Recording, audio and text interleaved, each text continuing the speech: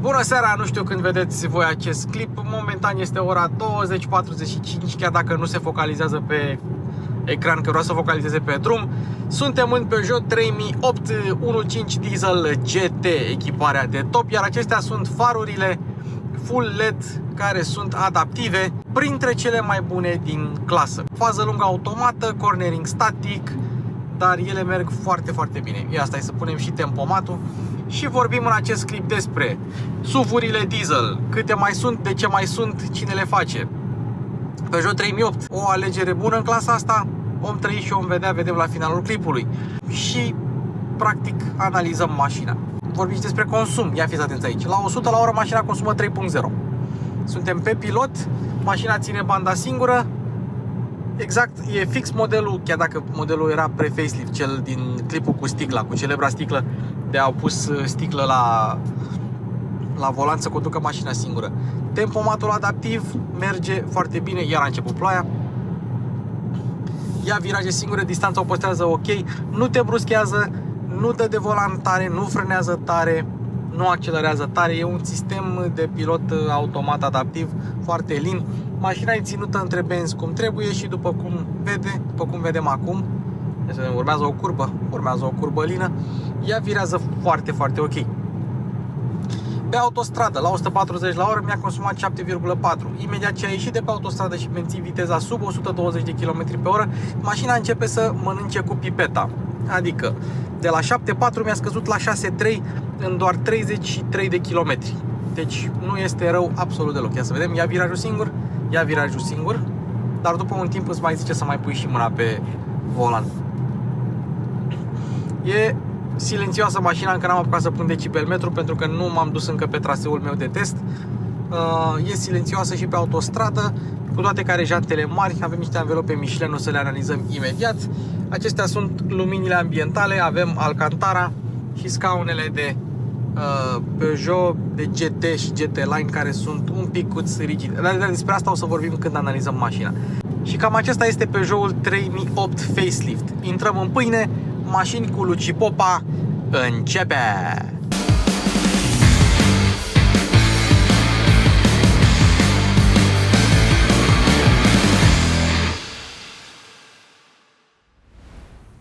Ha, ce tare! N-am mai văzut o lumină atât de mare. O lumină din asta de curtoazie atât de mare. Cu sigla Peugeot, cu tot. Păcat că e sigla veche și nu e sigla nouă. Ce ai, PC? Ce ai de plângi? Ți-e frig? Ce ai? Ce ai? Bun, asta e camera de marșalier. De ce o arăt acum? Este pentru că în timpul filmării s-a blocat ecranul cu totul și eu am zis că o să arăt la final cum se rezolvă. Am lăsat mașina 5 minute, s-a resetat ecranul și acum merge tot. Deci a fost pur și simplu un bug de soft. Da? Pentru că o să vedem că pe filmare nu o să meargă. Și o să vedeți discuția mea cu Mihai, care spun că dacă lași 5 minute mașina, o să-și revină. Da? Doar că el n-a avut răbdare să facem asta. Deci asta e camera de marșalier. La noile generații 308 și așa mai departe, toate camerele au fost schimbate. Cameră față, cameră spate și se face cameră 360 prin unirea celor două imagini. Rezoluția la noile modele este infinit mai bună. Și încă un lucru, camerele sunt aplasate destul de jos, se pot murdări. Și acum, hai să mergem să continuăm clipul. Pe un picior de plai, pe o gură de rai, am venit cu un Peugeot direct la Nea Mihai. Hai, nu mai lungim, noul Peugeot 3008 diesel. De ce am vrut diesel? Este pentru că toată lumea, adică clienții nu mai vor să cumpere diesel, toți vor benzină, hibrid și așa mai departe. Dar nu vă temeți, pentru că deși se interzice din 2035 vânzarea de diesel, nimeni nu o să vă scoată de pe stradă mașina diesel de generație nouă. Euro 6, chiar și Euro 5, urmează Euro 7, ultimul Euro. Nimeni nu o să vi le scoate de pe șosea, nimeni nu o să vi le interzică. Deci puteți să mergeți și să cumpărați diesel în liniște, pentru că acum, dacă este să mă întrebați pe mine, e momentul perfect să vă cumpărați un diesel. Pentru că electricele încă n-au ajuns la un nivel atât de avansat. Benzinarele, să zicem că consumă mult, nu toate, dar pentru un SUV încă mai merge un diesel. Un plug-in hybrid, dacă n-ai unde să-l încarci, n-ai ce să faci. Într-adevăr, nu sunt recomandate pentru orașe aglomerate și infundate precum București. Dar hai să vedem noul 3008. Domnule Popa, bine Așa. ai revenit. Bine te-am regăsit. Ia Știi că uite. prima mea mașină a fost un Peugeot. Așa e. Acum 20 și Ceva de ani. 3-4 de ani. 405. Da. Până, deci, cu 2603 mai puțin decât asta. Peugeot 3008. Și așa o să rămână, că Peugeot o să rămână la 8-uri. Și ziceai de diesel. Ziceam de diesel, da. Fii atent. Pe vremea când eu aveam acel Peugeot, adică în anii 2000 în România, cetățenii italieni veneau pe aici să se distreze. Așa. Mult mai mulți decât vin acum. Mai făceau o afacere, mai o vânătoare, mai 2-3 fetițe. Că stăteam bine și acum stăm bine la chestia asta. Dar știi ce mi-a spus un italian care făcuse afaceri în Africa? Ce? Că singurele dieseluri care merg în Africa din anii 80-90 sunt Peugeot-urile. Sunt Peugeot-urile, da. Aveau. Și ei și aveau 405-uri, aveau Păi HDI-ul este un nume. HDI-ul, dar pe vremea aia nu erau HDI-uri. Ăsta este. Domnul Popa, cred că Da. în 1992 a apărut. Păi da, dar tu aveai HDI Eu pe aveam 40. pe benzină, Tu aveai- eram bogat atunci. Erai bogat, aveai bani de benzină. Da. Bun. Deci 3008 facelift în echipare de top GT. Dacă vrei un 3008, acum pleacă de la 32.500 fără rabla. Mașina asta este 44.000 de euro fără rabla. Dar vorba aia e aproape full, cum ar zice Și românul. entry level, 32.500, am zis. Da. ea 32.500. concurează cam cu ce? Cu Mazdele, CX. CX-5 cu Toyota Corolla Cross, asta nouă, nu cu Oh. RAV4, cu Seat Ateca, cu Volkswagen Tiguan și Dar cu să știi frații săi, C5 Aircross. Știi? Este foarte frumoasă. Ia vino de la distanță și uite-te ce forme are. Da, Este, cred că, printre cele mai frumoase crossovere din prezent. știi că toată lumea acum care testează Peugeot 308, că am vrut și 308 să iau să-l vedem împreună, toată lumea spune cel mai frumos model compact. Toate titlurile de pe YouTube, cel mai frumos model compact. Dar Știi? să știi că tot timpul mașinile de la Peugeot au fost mașini frumoase. Da. Și acum, dacă te uiți la modelele vechi, care au 15, 20, chiar și mai mult de 20 de ani, tot frumoase sunt. Da. Nu li s-a dus farmecul ăla, știi? Bă, francezii știu, adică uneori mai dau un bar așa și îmbătrânesc greu, alte ori îmbătrânesc repede, altele nu îmbătrânesc așa repede. Dacă vrei să-ți dai seama de un Peugeot 3008, dacă e facelift sau nu, aici. Ia du-te și joacă-te la lumini. Hai. Și hai să-ți mai spun o chestie apropo de asta. Primul 3008, mai ții minte ce era? Nu? Era monovolum, Bravo, da. știi? Ăsta este 3008 SUV. Vezi că asta iar e o chestie care se întâmplă nu numai la Peugeot, se întâmplă la mulți producători. Cu generațiile schimbă clasa, îl păstrează numele, dar fac dintr-o mașină altceva. Pentru că probabil că asta cere piața. Păi și stai să vezi 408, care e vorba aia. Vă aștept. Ia dai fază lungă, blițuri E fază lungă. și blițuri. Frumos. Haide și în spate. Farurile sunt LED, am mai explicat eu în pre-intro chestia asta. Și stopurile sunt 3D. Și ceața pe față e integrată în blocul optic. Vezi? Și avem ceața acolo Ce asta acolo. și ceața acolo, pe ambele părți. Și fii atent că ceața de jos este bec. E bec. Ce chestii, mă rog. Nu e LED. Oricum nu e folosită foarte des. Dar e foarte... Zi tu că, uite-te, cine s-a uitat la desenele cu Batman pe anii 60? Ăștia sunt ochii lui Batman. Ăsta este masca și aici e gura. Vezi? Cam așa arată. Și tot ce înseamnă 3000 sau 4000 sau așa la Peugeot e cu un infinit. Infinit, da. Și când a apărut Peugeot 1007, că ăla a fost primul Peugeot cu 2 zerouri, vreau să-l numească englezii Peugeot 1007. Doar că ăștia de la cu James Bond au zis nu mai... Dar știi că James Bond conduce numai mașini britanice cu o singură, cu două condus excepții. Mustang, Cu a două condus excepții. Toyota. Exact. Mustang și Toyota, deci. Ia deschide portbagajul. Hai să-l deschidem. Oricum, ca forme și ca clasă din care face parte, e una dintre mașinile cele mai răspândite din prezent. Cred că nu e cu din aia. Ba e. Ba e. Scurt, Mă crezi că eu du-te la o parte. n-am deschis portbagajul până acum. Și într-adevăr, aici 520 de litri, ia.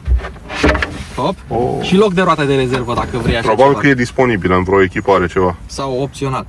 Merită luat. Merită. Ăsta este un despărțitor pe care scrie Citroen și Peugeot. Mai ai două spații de depozitare, ai priză de 12 V și fii atent aici. Bine, trebuie să mai împingi tu Acum de... adu tu frigiderul, hai. Îl aduc. Și podeaua falsă, fii atent, dar dacă ai roată de rezervă nu mai merge, știi? Să-l pui așa. Și ai acces la mai multe... E acceptat, adică e o dimensiune de mașină din clasa asta. Da. Îți încap ceva bagaje, dar marele avantaj e că având haion și banchete rabatabile, poți pune și obiecte voluminoase lungi. Poți spune. Ei, dacă ai versiunile plug-in hybrid, că sunt două, cea mai puternică Acolo e fiind cu mai puțin 300 de portbagaj. litri, 395 de litri în standard. Asta e unul din motivele, unul din dezavantajele la plug-in hybrid-uri în general la toate modelele, că ocupă bateria mult loc. Dar Da, apropo, există și varianta electrică, full electrică? o să fie, să va numi E3008. Aia va fi interesantă. Va avea 156 de cai putere și autonomie de 300 și ceva de kilometri, aproape de 400. Fii atent, unii producători, dar nu pun deloc USB-uri și prize în spate. Ăștia au exagerat, au pus și USB și priză de 12V în spate. E bine. E bine. Dar nu poți să nu te uiți odată. Uite de ce calitate e în aceste scaune, Da, în aici textilul de pe plafon, în felul în care lămpile sunt desenate, mânerele Mânere cu cârlic, cu tot, aici mâneri și la și șofer. faptul că, uite, ai o podea complet dreaptă. Da, așa e. Așa e. Ia trece în spate. Stai să vin pe partea ta. Ce e mișto la... Dă coace. Ce e mișto la Peugeot-uri și la PSA-uri în general? Ce Bine, mă, halul ăsta, că zic că mi-a adus și mie o ciocolată. Bă, am mâncat-o Mi-a dat seara ceva pe drum. goală. Mi-era foame pe drum aseară și am mâncat-o. Așa. Scaunul șoferului, pasagerului e pus destul de în spate. Apropo, ai avut o deschidere destul de mare ca să intri? Da. N-ai avut treabă. Da. Ok. Și aici stai pe o banchetă de adevăratele de calitate. Ok. Și totul Materiale tare aici, Tare. moale în față, dar uite că au pus alcantara asta sau ce-o fi, care e și și în zona față. de sprijinire a cotului Tot este moale. moale. Și Dar buzunare sunt mari. frumoase. Și, într-adevăr, materialele astea găsim la foarte multe mașini din prezent. Dar unii știu să le facă, să se asambleze, să le dea culori și forme frumoase, gen Da, Peugeot, forme, Citroen. texturi, Și uite, hai mă, protecție pentru ești geamuri. copil. O, mă, că am mai găsit mașini care n-aveau. Impuls În prezent? Da, în prezent. Nu cred că mai În există. special coreene și japoneze. Pe bune? Pe bune. Bine, acum au trecut și de câțiva la geam cu impuls. Mă rog, dar uite de cât de mișto îmbracă pragul, ușa pragul. Da, ei, o să-mi cer scuze pentru faptul că mașina e nespălată, dar n-am avut cum să o spăl pentru că e plin de bălți și de noroi în oraș și ar fi făcut la fel. Dar se vede că intră puțin mizeria, vezi? Și aici pe la plastice. Și dacă tu speli mașina, nu știu cât de mult o să se curețe acea zonă. Dar o speli cu ușile deschise. Da, sau o dus la spătărit, nu mai speli cu jet, ci se ocupă băieții de asta. Stai, fii atent. Portbagajul, te-ai așteptat să aibă 500 de litri, are 520. Rezervorul te-ai așteptat să aibă 50 de litri, are 53. Și oricum, când consumă mașina, eu am venit cu 5,6 cu ea. 5,6 și n-am mers încet. Da, și evident AdBlue, că de-aia se numește Blue HDI. 10 litri, plus 10 litri mini, probabil că minim. Ceva de genul. Și motoarele diesel astea PSA sunt printre puținele care merg cu motorină sintetică cu totul. Deci și biodiesel 30%, dar și motorină sintetică, XTL-ul ăsta, motorină sintetică. Ceea ce e bine pentru că nu găsești la mulți producători așa ceva. Și dacă se va inventa motorina sintetică și va fi ecologică, nu vei avea o problemă. Uite, stai, și cârligul. Are cârlig electric? Nu știu, stai să vedem. Nu cred că are. A, nu, e cu cazacioc, adică se deschide și așa. Se deschide și cu piciorul pe sub mașină. Gurile de evacuare sunt false, n-ai ce să faci. La echiparea GT așa este, nu prea ai ce să faci, dar arată bine, măcar atâta, știi? Ia Poți să spui că apeși butonul roșu. Da, o să spui că apeși butonul roșu. Așa, hai să vedem cum se aud ușile când le închizi. Apropo, ce ai locul aici e cu cheie manual, da? Dar mașina cum e? Cum adică? Cheie sau... E keyless. Dar are și cheie mecanică? Are, dar trebuie să o scoți tu de aici. Da, integrată. Aha, mișto. E cheie mișto. O cheie pe care o găsești pe Peugeot-uri, Citroen-uri, DS-uri, pe Opel-uri noi și pe Toyota Pro City, că e făcută de ei. Hai să intrăm și sub capot. Hai, și sub capotă. Gama de motorizări destul de variată la mașina asta. 1.2 benzină, 1.6 benzină, 1.6 plug-in hybrid, în două variante, integrală sau tracțiune față, și dieselul. Cei drept, doar plug-in hybridul este diesel. Doar plug-in hybridul este 4x4.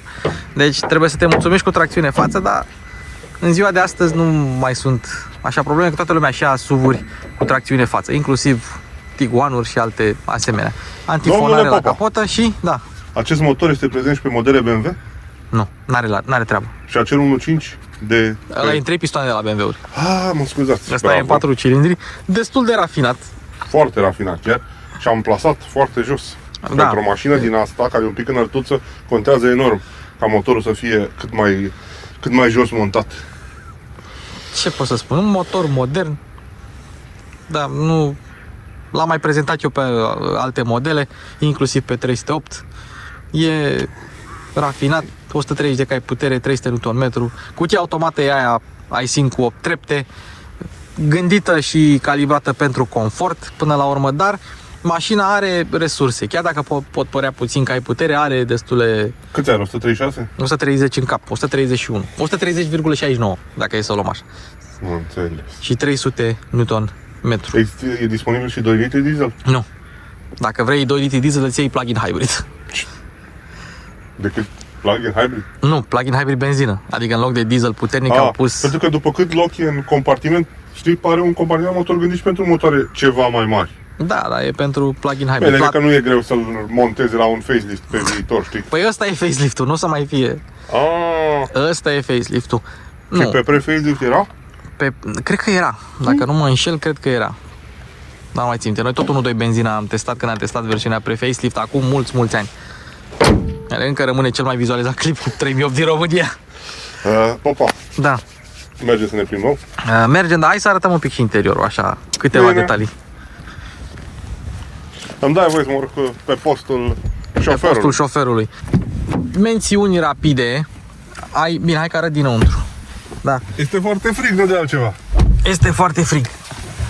Acum chiar vreau să-mi pui scaunele încălzite.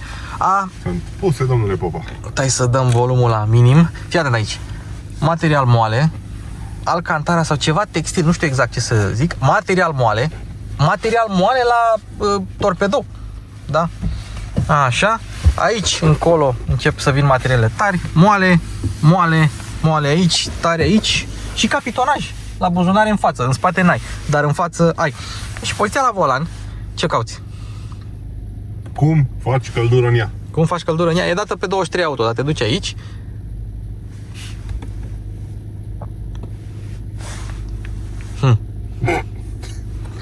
Cum se numește aplicația asta? Desplace ție așa de mult? Apple CarPlay. Da, dar n-are treabă cu Apple CarPlay-ul. Ei, se mai întâmplă. Lasă că e pe 23 auto. Hai mă, Popa, scoate-mă din ea că vreau să o umblu și... Păi oprește-o. Păi de ce să o oprești? Ce legăt? Oprește-o și pornește-o din nou. Scoate-mă mizeria asta N-are de treabă telefon cu... de oi din anii. Uitați-vă aici vedeta de televiziune, după ce că el e mic, are și un telefon mic din anii 90. Ia-ți mă 14 Pro, ce naiba? Ăsta ce e? Nu te 14 Pro are scroc. Da. Ești tare, bă, bravo. Băi, dar nu mi-a făcut până acum. Stai că trebuie să existe explicație. Nici ăla cu 3 scurtături nu merge, îmi pare rău. Trage-i firul. N-are treabă cu firul, mă. Bă, de ce a rămas în asta a ta? A rămas, s-a blocat ecranul. Tu te vede aici că n-are cum. Dacă spun. Că nu e Apple CarPlay wireless. Da.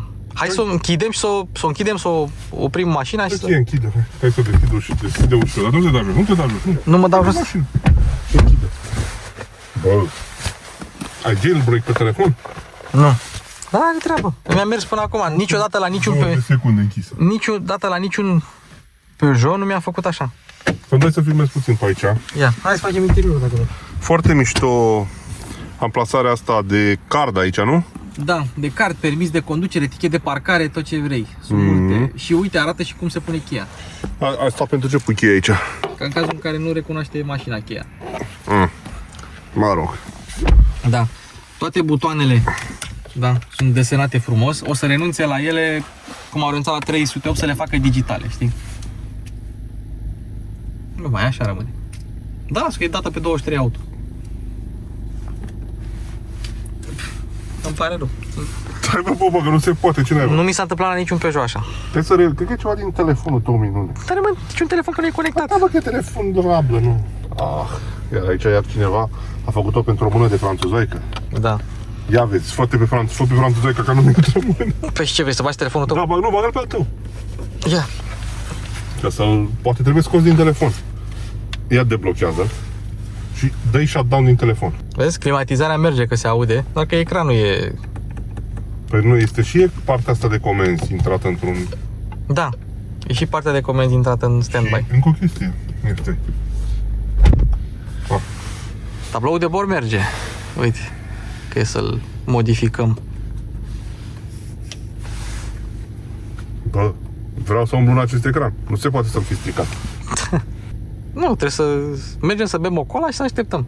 Nu, trebuie dat un reset din... Păi trebuie dat un reset, dar singurul reset pe care poți să dai ca la calculator, știi, să-l scoți din Da, priză. dar știi ce este nasol la chestia asta? Este iarnă. Păi da, dar merg scaunele încălzite. Păi și dezaburiri? Dezaburirile uite acolo. Că merg. Vezi? A, faci căldură așa. Da. E de dat pe 23 pe auto. Bă, nu cred așa ceva. Deci nu mi s-a întâmplat niciodată la Este nici... de frumoasă mașina asta să aibă bug-urile astea. Asta e un bug de software. De ce? E un bug de software, dar niciodată niciun Peugeot sau Citroen sau DS sau Opel n-am avut problema asta. Niciodată. Este totdeauna lucrurile astea foarte frumoase nu sunt optimizate. Nu știu, ba sunt, că n-am avut niciodată problema. Acum s-a întâmplat ceva. Ce? Nu știu. One eternity later. Trebuie să mergi cu mașina și să... Nu, trebuie să oprești mașina, să mergem să bem un suc. Ăla așa o să rămână. Așa e că i-am mai întâlnit la alte modele de mașini, la Peugeot-uri nu. Vrei și un bec galben? Ce bec galben? Plăcuțe de frână ceva? Nu, n-am eu centura. Și dacă Nu? n-ai centura, da, dacă eu îmi pun centura, acum dispare. Pune centura. Să umblăm puțin pe la consum pe aici, să vedem. Gata, s-a stins, ai dreptate. S-a stins. Ia, manevrează că ai mai întâlnit bordurile astea. E pe butonul celălalt, ăla din stânga. Asta, nu? Rotița. Rotița și doar dai așa, doar, știi? La dials. Dials e de ăsta. A, dials, așa. Și driving. Driving cu sisteme de asistență, ia, lasă-l să vedem. Așa. Și navigation, îți arată navigația. Personal e ce am pus și eu, adică consum. Adică așa. Și minimum și personal, da. Asta e personalul și minimum ai un display minimalist. Dar uite ce range mare ai cu aproape jumătate de rezervor. Da. Și ai un buton în stânga ceasurilor de bord în care stingi lumina ambientală de sub ceasurile de bord. Foarte frumos așa. Care rămâne mereu activată. Hop. Poziția la volan sau stai destul de sus, ia, nu știu. Da, într-adevăr, stai un pic sus. În majoritatea crossover-le doar stai sus, dar scaunele sunt foarte bune. Însă nu ai prea mult spațiu la picioare. Fața de ușă e proiectată să fie frumoasă, nu să fie ergonomică. Și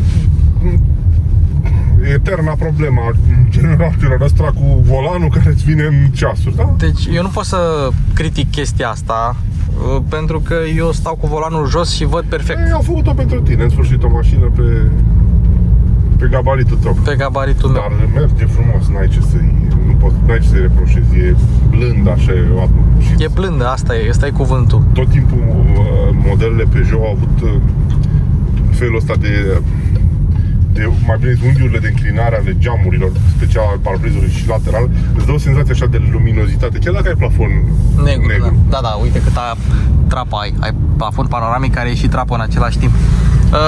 Apropo de unghiuri, faptul că ai sistemul focal audio, dar cred că și focal Electra, parcă se numește, da. Ai aici cu stâlpul e destul de gros, îți creează un unghi relativ mare. Este, deși oglinzile sunt măricele. Și aici, la stâlpul e destul de gros dacă vrei să te uiți în lateral. Dacă vrei să te uiți în spate, atunci vizibilitatea e mult mai bună în spate, pentru că ai edita mai geamul acolo, al treilea geam, l-au integrat destul de bine. Să opresc scaunele încălzite. Ce am observat? Scaunele încălzite chiar se mențin căldura. Deci tu dacă dezactivezi scaunele încălzite, căldura se menține o lungă perioadă. Am venit, deci scaunele sunt scaunele de pe GT, scaunele sportive, să zicem, un picuț rigide, susținere laterală bună, dar am venit de la București și n-am obosit. Adică n-am simțit... No, scaunele sunt foarte bune și atât forma lor cât și textil ăsta, materialul, combinația e super reușită. Da. Piele, sau mă rog, piele ecologică și material textil. Genul ăla de mașină să te simți bine în ea, atât timp cât îți merge și unitatea multimedia și de climatizare. Da. Uite, vezi, asta e problema cu integrarea climatizării în ekranul sistemului de bord. Dar tot timpul am spus, nu știu câtă nevoie ai de dita mai sistemul de navigație, dita mai ekranul care să facă toate funcțiile mașinii. Asta este exact exemplul pe care ne zic ăștia în comentarii, că dacă se blochează ekranul, știi? Acum, O să mergi un pic cu ciudat așa cu căldura înapoi. Eu zic să... pe ce e? 23 pe auto. Da. 23 de grade pe auto, nu e rău, dar că o să opresc mașina și o să stăm, o să mănânc ceva, o să așa și o să revină. Că așa se întâmplă la toate mașinile, nu e ceva... Revine. 5 minute, atâta trebuie să stai ca să-și revină, să-și dea un reset. Dar știi ce e ciudat? Îi taie curentul. Eu am avut pe mașinile mele niște unități multimediale din alea chinezești ordinare. Da. Ordinare. Da, Nu s-au simple. blocat niciodată. Nu s-au blocat niciodată. Păi dar nici astea nu s-au blocat. Singurele care mi s-au blocat au fost Volkswagen-urile astea noi. Volkswagen, Skoda, Seat, Cupra, noi. Ba da, am avut probleme cu ID3, ID4, cu Golf-ul, cu... Am avut. Fii atent aici, 2 suporturi de pahare. Hai, tu conduc că prezint eu. Da, un spațiu de depozitare acolo, încă unul acolo și fiți atenți aici. Aici este o cotieră, deci eu îmi bag mâna toată și mai am loc. Ei zic că ar fi undeva la 33 de litri consola asta, Un rucsac aici. care e și moale, da. Deci poți să-ți bagi aici toate secretele. Eu spun, dacă eram un pic mai slab, încăpeam cu totul aici. Dar asta se datorează faptului că ei merg pe mâna unei console înalte. Nu bagă o consolă joasă, adică să ajungi ușor la schimbător, la butoane, și nu bagă o separare din aia cu suporturi de pahare pe la mijloc și după aia o cotieră ridicată ca să stai. Nu, asta e toată consola una întreagă, pentru că, sincer să fiu, nu ai nevoie de spațiul ăsta mort aici. Poți să faci un spațiu de depozitare mare, să ridici consola. Plus că merge foarte bine integrat cu design. Uite așa, vum, frumos așa, și cu clapele de pian. Butonul de volum cauciucat, se simte bine. Nu merge. Butonul de volum merge, da. Nu, ecranul e problema, că eu îți garantez că butoanele înregistrează comanda, doar că ecranul e cel care s-a blocat. Da. Au trecut și pe sport? Da. Tu dai să fii într-o zi de vară și să rămâi cu ea pe căldură. Pe căldură, da. Să fii rămas tu acum cu ea pe low. Să văd cum te duceai pe la București. Nu.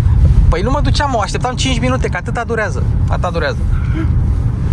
Așa, pentru că ești pe drumurile virajate. Avem niște anvelope Michelin foarte bune. Mașina All season sau de vară? de vară. Aoleu. Ei, hai că nu. Mașina are aderență bună. Dar știi ce observ? Peugeot a făcut tot timpul mașini manevrabile. Datorită experienței în campionatul de raliuri, au chestia asta așa de mașină agilă. Bine, ăsta e și GT-ul, știi? Corect, GT, suspensii mai dure, jante mai mari, dar direcția surprinzător de rapidă. Știi ce? Te fură faptul că mașina are volanul prea micuț, tu virezi puțin, dar tu de fapt virezi mult. Ei, deși direcția nu-ți dă foarte multă încredere, mașina are foarte multă aderență, are ruliu scăzut și pe viraje tu mereu cât crezi că poți să te duci, poți să te duci mai mult. Și știi ce? Și foarte interesant că nu pierde deloc la confort. Spre deosebire de alte mașini care sunt bune pe viraje, dar te vor zdruncina. Uite, vezi pe aici, deși e dată în mod sport, Da, dar n-are suspensii adaptive. mă rog, N-are. le poate întări din controlul ăsta electric. Da. Nu ne-a zdruncinat. Nu le poate întări. Nu, așa sunt tot timpul. Nu te zdruncină, dar toată rigiditatea mașinii este ridicată. Rigiditatea torsională plus jantele mari, știi, plus scaunele un pic rigide. Deci nu e obositor sau ceva, doar că mașina e setată germanic. Știi, nu e setată franțuzește să... De exemplu, dacă eram acum cu Citroen C5 Aircross, am făcut așa, dar am fi fost mult mai confortabil. Citroen, într-adevăr, și... Da. Ei, Peugeot-ul pe echiparea GT, el e mai rigid, dar e totuși în niște limite, știi? După cum observi, nu ai foarte mult zgomot de diesel în mașină Aproape deloc, nu ai zgomot de motor. și nici de vânt nu prea ai. Știi? Pe autostradă, ultima mașină cu care am mers pe autostradă a fost Kia Ceed-ul ăsta nou. E mult mai bună decât Ceed-ul ăsta nou pe autostradă. E și diferența de preț. E și diferența de preț, dar oricum, dacă te uiți și desfaci niște panouri prin spate pe la portbagaj, vei observa la modelele PSA, ramura asta PSA lui Stellantis, multă antifonare, mult material fonoabsorbant. Știi? Da, eu mă bucur că Peugeot încă e acolo și că își face tot genul ăsta de mașini frumoase, păstrându-și linia asta de pe care a venit și tot timpul, Da. bă, vezi un Peugeot, îți place. Poate că nu-ți place tehnic, poate că nu-ți plac tipul de motorizare, chestiile astea cu care vine, deși au și ei destule de ales, dar îți place cum arată. Să știi E că- de cele mai dezirabile mașini, așa ca imagine, Da. știi? normale, știi? Compară cu un Tiguan care e o cutie și ceva mai scump. și ceva mai scump.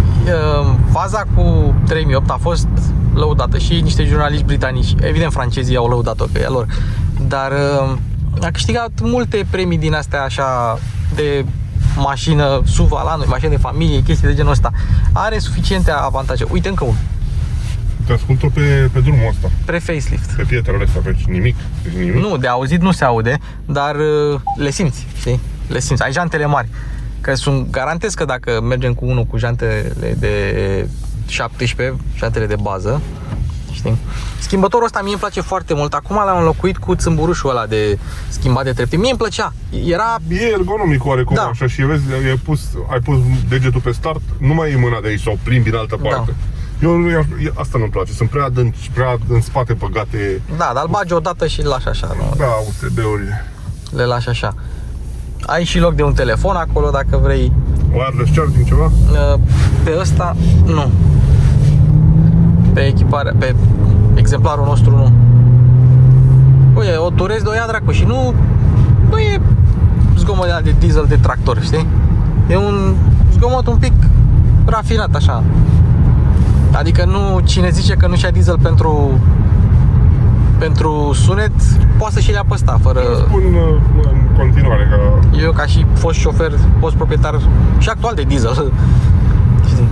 momentan, în afară de mașinile electrice, nu există un raport mai bun preț pe kilometru, per total. Da. În anumite situații, o hibridă, o plug-in hibrid va consuma mai puțin în anumite situații, dar per total, ce faci cu un plug-in hybrid care ai uitat să-l încarci și ai nevoie de plecat de la București la Constanța? Mergi pe benzină sau în mod hibrid. Unele consumă mult, altele consumă puțin. Deci asta e treaba. Acum depinde de implementarea sistemului și depinde de producător. Dacă unii au gândit mașina să fie condusă strict încărcată, da. Dacă nu, cum sunt Kia, Hyundai, Toyota și așa mai departe, ălea pot să meargă economic. Acum, eu n-am avut norocul, dar o să am în curând, să merg cu niște plug-in hybriduri de la grupul Stellantis, care să aibă bateria descărcată, să văd că sistemul e același, 1.6 benzină. Dar, uite, pe DS9, mașină care era exclusiv benzină, consumul a fost mic pe benzină, știi? Ok, hai să zicem, mai ai un pic de aport electric, mai ai, dacă cu bateria goală chiar mai ai un pic de aport electric, mai ai greutate în plus. Consumul ar trebui să fie cu mult diferit față de o benzinară normală la mers relaxat. Acum, om trăi și om vedea. Dar mergi cu dieselul și e ok. Apropo de diesel și de astea, ce am observat, apa ajunge la 90 de grade destul de greu. Adică asta nu e mașină de oraș. Dacă e să faci 5 km cu mașina, apa nu crește. După 13 km, 14 km, aproape ajunge la 90 de grade. Deci nu e o mașină pe care aș recomanda-o iarna în oraș, spre exemplu. Dar cine face drumuri lungi, ca mine, spre exemplu, mereu a putut aprecia un diesel la chem. Un pic contează și contează mai enorm, nu un pic, locul în care locuiești. Da, exact. Eu dacă aș sta în București, cum stai tu, nu aș merge cu o mașină sofisticată și nouă. Nu? Nu. Aș merge cu o Rablo. Știi de ce aș Pentru că merge? Bucureștiul mă va distruge. Da. O pot găsi lovită. Cum mi s-a întâmplat și mie. Poate să intre tramvaiul sau vreun BMW în mine. Lucruri din astea. Dacă aș sta într-un oraș mai mic chiar decât Craiova, într-o zonă a României mai cu autostrăzi sau cu trafic mai lejer, bine, acolo mi-aș lua ceva cu cai mulți. cu cai mulți, cu consum care o fi. Exact. Ia fi atent, dar hai să zicem așa, ești tânăr, cam de vârsta mea, hai să zici 30-31 pic Mai de ești ani. tânăr, bă? Eu sunt foarte tânăr. Da. Pare gata. Lucrezi într-o corporație, faci niște bani, da? Colegii tăi, vecinii tăi, prietenii tăi, toți și-au depășit condiția și-au luat mașini noi. Unul și-a luat un, nu știu, hai să zicem un Peugeot 508, altul și-a luat un Opel Insignia, Opel Astra, modelul nou, sau Opel Crossland. Unul și-a luat un Citroen C5 Aircross. Unul poate că și-a dus și și-a luat un DS3 sau una și-a luat DS3, DS4 și așa mai departe. Da? Și ce faci? Tu rămâi cu rabla? Păi ce o să zică lumea despre tine? Asta e mentalitatea noastră de români și toți românii caută să-și depășească condiția. Sunt cei care merg pe mâna brandurilor premium second hand și sunt cei care merg pe o mașină nouă pentru că își permit o rată, o chestie, știi? Și pot să-și achiziționeze o mașină de generație din asta nouă românii mașini leasing. noi? De ce își sau nu-și? De ce nu-și cumpără mulți români mașini noi? Chiar din astea de buget. Așa. Pentru că noi românii nu mergem mult cu mașină. Sunt Nu unii noi. care merg. Da. Neavând o infrastructură dezvoltată, Da. neavând navetiști. La noi, numai în jurul Bucureștiului și a orașelor mari se face un pic de navete Se către face, muncă, da. bară la bară. Da, bară la bară, e De la oribil. Craiova nu poți să te duci la Pitești să muncești, că nu ai cum. Mm. Înțelegi? De asta românii nu-și cumpără mașini noi, pentru că necesitatea unei mașini noi este în momentul în care mergi mult și ai nevoie de un obiect pe care să te poți baza cu garanție, care să zici, bă, mă urc în el, mă duc oriunde.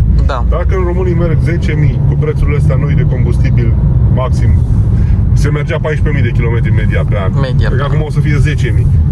Da, Nu prea vezi necesitatea unei mașini noi. așa e.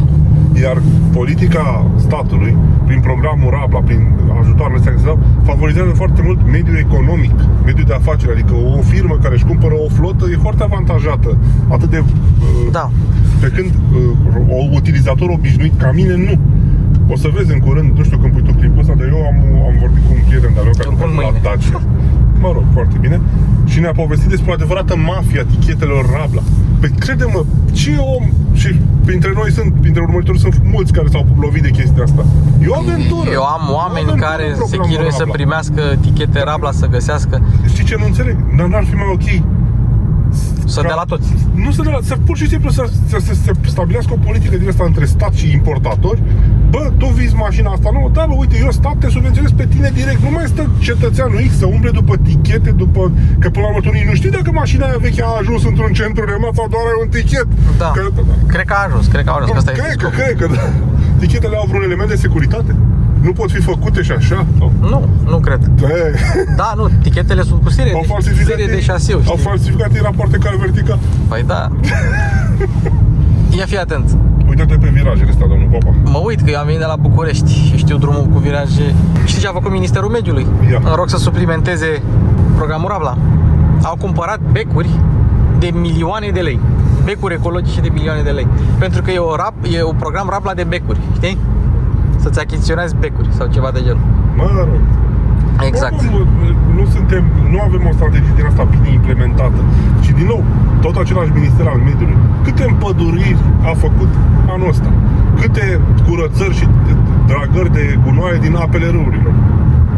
Da.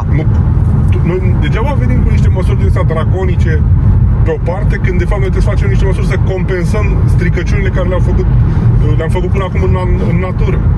E Da. simplu. Voi când v-ați dus să strângeți gunoaiele pe acolo, ați făcut un lucru bun. Dar a venit cineva să pună un coș de gunoi? Nu. Cum e în parcarea asta? Acum e iar plin de gunoaie acolo. Uite, știi cum e în parcarea asta? Știu. Și toate parcurile de pe drumurile României sunt pline de gunoaie. Pentru că Compania Națională de Drumuri nu are un serviciu de salubritate. Sau dacă l-are, nu funcționează. Că până la urmă, de aici până în următoarea localitate sunt 20 de kilometri. Poate ai ceva de...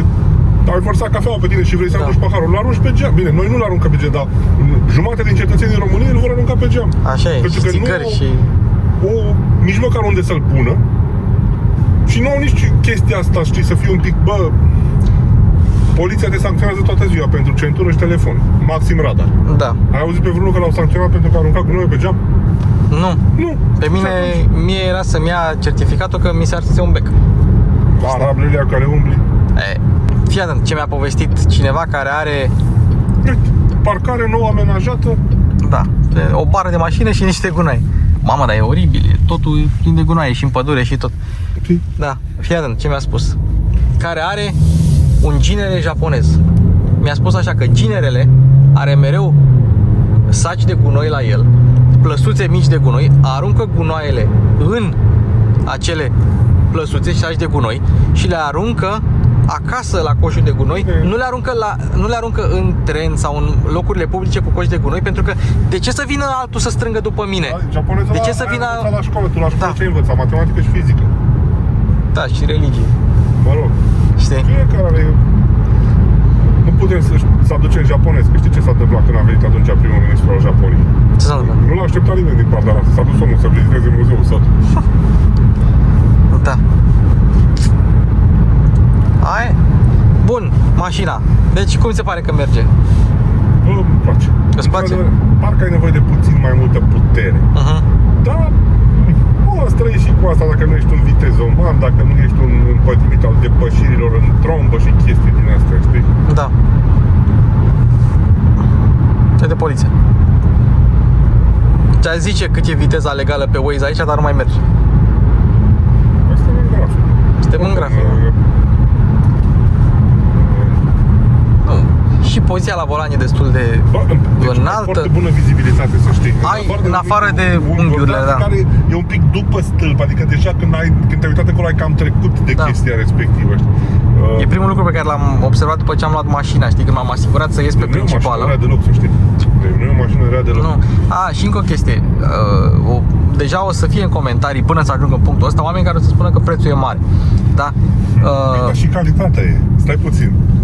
Vrei... Da, dar s-au scumpit toate, asta odată. Și doi, cei care se plâng de preț acum o să și le cumpere second hand peste 5 ani. Știi?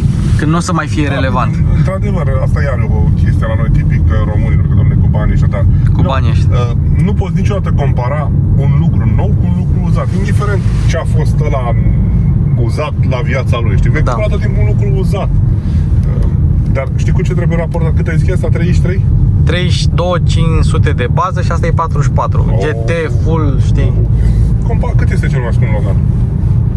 16.600. Compar-o cu aia. Păi de ce? Păi compar așa calitativ, dotări, motor, ce are ea pe ea? Nu se compară. Păi, și atunci? Dar compară cu Tiguanul. Sau cu ceva mai sus, exact, gen Tiguan. Eu mereu Sau dau cu exemplul Skodele. ăsta. Cred că, din nou, cred că e la un preț Karoq. Skoda. Karoq. Dar ce interior ai la Skoda? Mai Plastic. Și e plăsticos așa un pic. din 2005. Doar că e nou. Nu are formele astea, nu are ambianța asta, nu are... Așa Sunt e. foarte mulți oameni își cumpără și mașini pentru că le plac să le aibă. Așa Unii e. le cumpără pentru cum merg. Dar foarte mulți le cumpără pentru cum arată. Da. Nu înțelegi?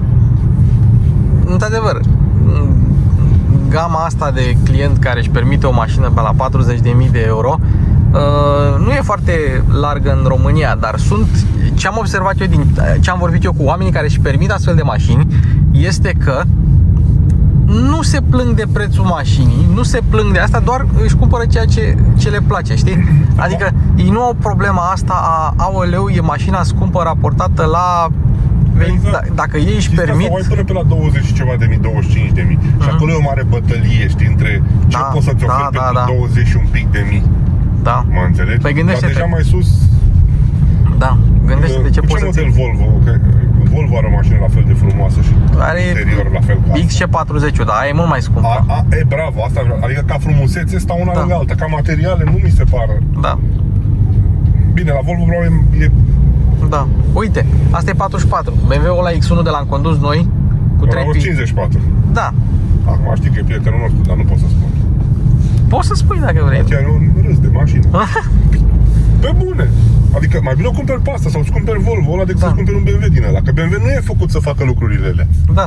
Știi? Sau mai bine îți cumperi Mini, care e același lucru cu BMW-ul ăla. Da, să știi că miniurile sunt foarte apropiate de prețurile BMW-urilor. Miniurile sunt E aceeași scumpe. mașină până. Dar asta Da. zic, dacă vreau ceva cu tracțiune față, Da.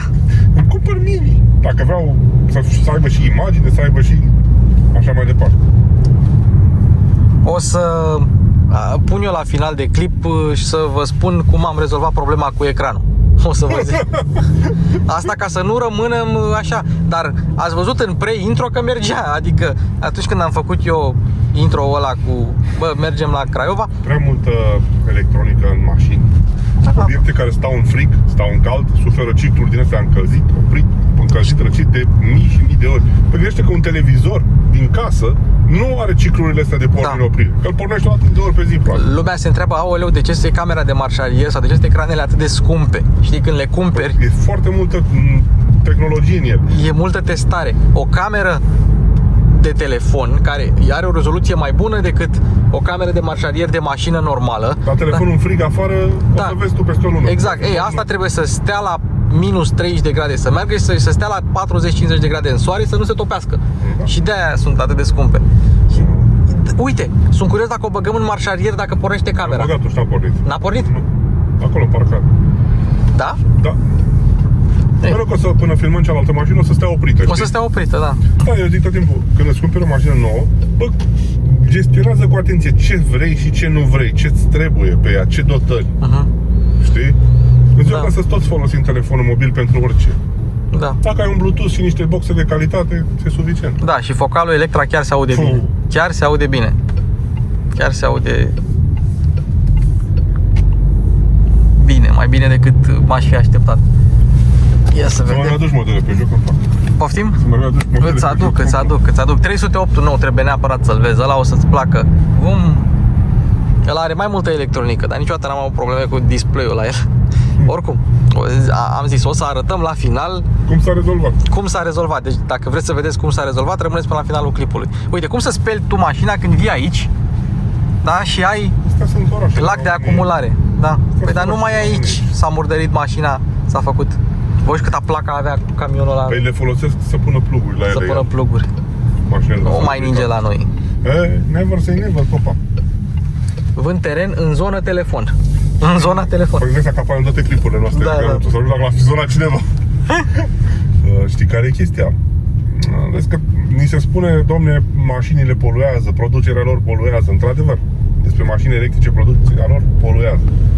Dar prea ne-am extremizat cumva așa pe chestia asta, că nu sunt mașinile cel mai mare factor de poluare. Și eu citesc comentarii și aud, domne, nu se mai poate trăi în orașe, domne. Păi da, e poluarea localizată, la asta se referă ei.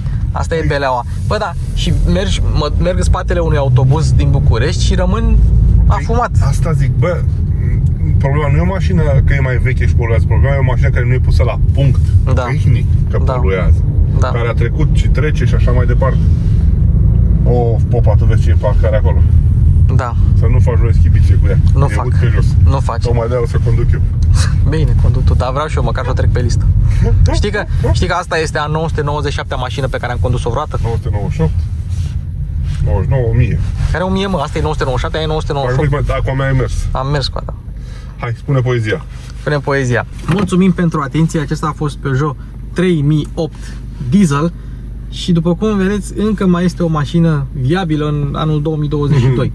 Are aderență, stă bine pe viraje, poziția la volan e bunicică, materialele sunt ok. Te simți bine în ea? Îți place să o ai? Are unghiuri destul de... unghiuri moarte destul de mari și spre ghinionul nostru s-a blocat ecranul. Dar, da, și evident mai este și problema prețului. Peugeot e în partea superioară a prețului în ceea ce privește clasa asta. Își face bani dacă Da, adică nu găsești pe consolă la multe mașini material moi din astea. Bine, acum depinde și de echipare, evident, pentru că nu o să vezi Alcantara din asta peste tot sau plafonul negru. Cred că plafonul negru vine la toate echipările, dar totuși nu cred.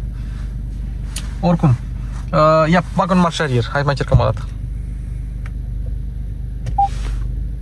Da, dar asta voiam să arăt. Am bat oglinzi. Da, oglinzile coboară amândouă.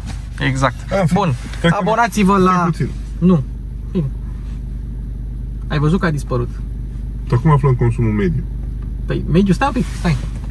5-7. 5-7. Bun. 5-7, asta este. Da. Pe ultimii 284 de kilometri și eu am venit cu 5-6 aici. Bine. Deci cam ăsta e.